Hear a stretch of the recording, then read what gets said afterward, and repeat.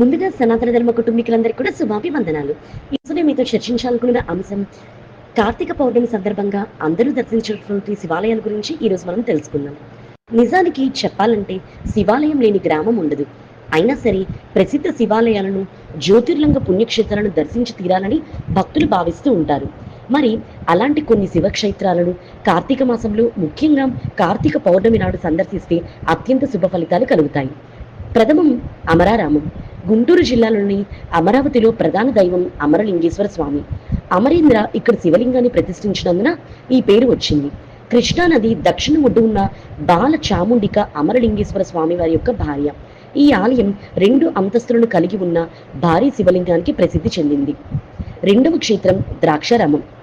తూర్పుగోదావరి జిల్లాలోని రామచంద్రపురం పట్టణానికి అత్యంత సమీపంలో ఉన్న ద్రాక్షారామంలో కొలువైన శివుణ్ణి భీమేశ్వర స్వామిగా పిలుస్తాము. ఇక్కడ శివలింగాన్ని సూర్య భగవానుడు స్వయంగా ప్రతిష్ఠించాడని నమ్ముతారు. దీన్ని దక్షిణ కాశీగా కూడా అభివర్ణిస్తాం. ఇక్కడ రాతి స్తంభాన్ని ఆలింగనం చేసుకుని భక్తితో మొక్కితే స్వామివారు కోరిన కోరికలు తీరుస్తారని భక్తుల యొక్క విశ్వాసం. మూడవ క్షేత్రం సోమారామం. భీమవరంలో ఉన్నటువంటి సోమారామం పంచారామాల్లో మూడవది. ఇక్కడ శివలింగాన్ని చంద్రుడు ప్రతిష్ఠించాడు. ఇక్కడ శివుణ్ణి పూజించడం ద్వారా చంద్రుడు తన పాపాలను పోగొట్టుకున్నాడని నమ్ముతారు. అందుకే దీనికి సోమారామం అని పేరు వచ్చింది. చంద్రుని దశల ఆధారంగా దాని రంగు మారుతూ ఉంటుంది. పౌర్ణమి సమయంలో సోమావరం నుండి శివలింగం తెల్లగాను, అమావాస్యకు నల్లగా మారుతుందంట. నాలుగవది సామర్లకోట. తూర్పుగోదావరి జిల్లాలోని సామర్లకోటలోని కుమార రామ ఆలయం పంచారామాలలో చివరిది.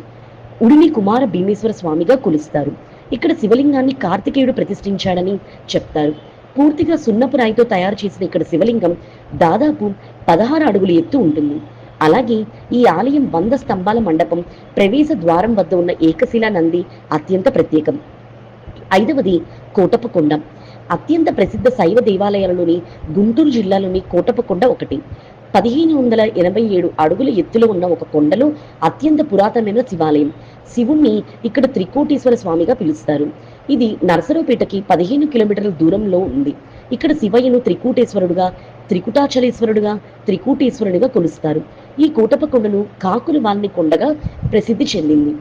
ఆరవ క్షేత్రం శ్రీశైలం.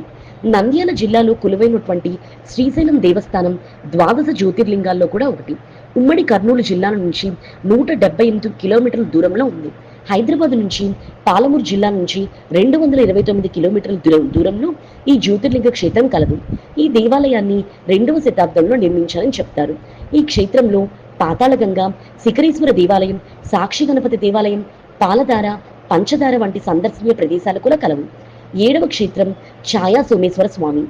నల్గొండ జిల్లాలోని ఛాయా సోమేశ్వర స్వామి వారి ఆలయం. దీన్ని ఇక్ష్వాకు వంశస్థులు 12 శతాబ్దంలో నిర్మించారు.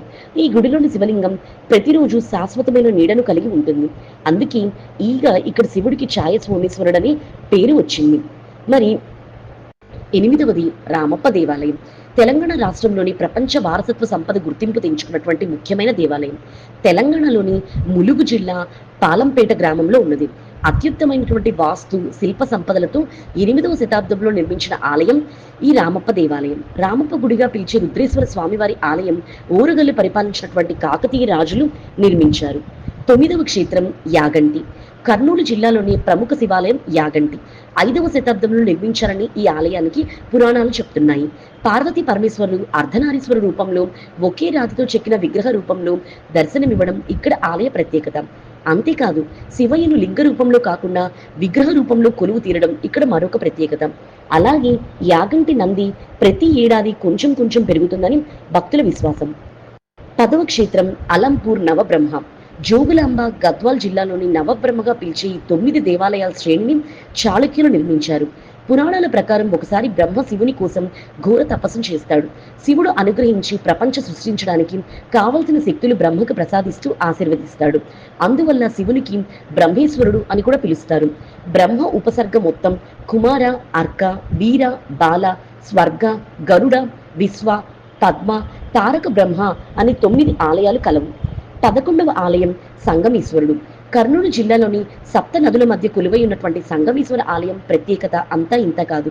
సప్తనది సంగమంగా పిలువబడే శివయ్య ఏడాదిలో కేవలం వేసవి కాలంలో మాత్రమే భక్తులకు దర్శనమిస్తూ ఉంటాడు.